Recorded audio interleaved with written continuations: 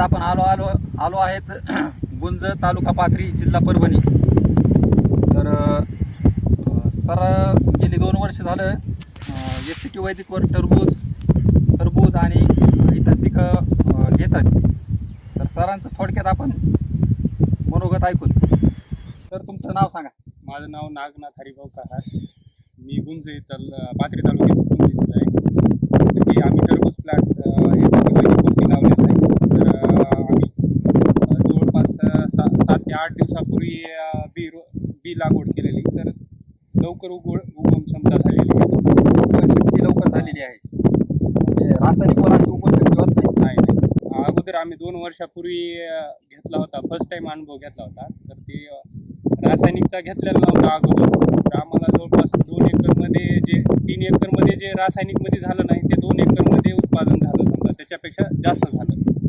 3 एकरमध्ये जे रासायनिक उत्पन्न झालं, टरबुजाचं उत्पन्न झालं नाही एवढं ह्याच्यावर 2 एकरमध्ये उत्पादन झालं.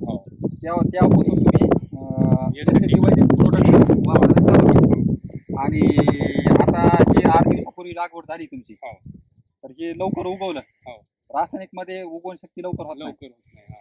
बरं, आणखीन आता तुम्ही म्हणजे जी टेक्नॉलॉजी वापरायलात, इतर तुमच्या आजूबाजूच्या शेतकऱ्याला काय सांगाल या SCT वैदिक टेक्नॉलॉजी बद्दल? आम्ही अगोदर अनुभव घेतलेला आहे. तर सगळ्यांना सांगतो की आम्ही की हे वापरून पहा. SCT वैदिक तंत्रज्ञान वापरायला पाहिजे प्रत्येकाने. एक तर आरोग्याच्या दृष्टीने बी चांगलं आहे, आपल्याला खायला बी माती बी बलवान होती.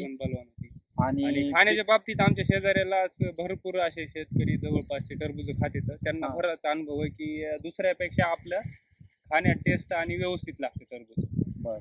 म्हणजे दुसरे काही साईड इफेक्ट होत नाहीत खाल्ल्याच्या नंतर.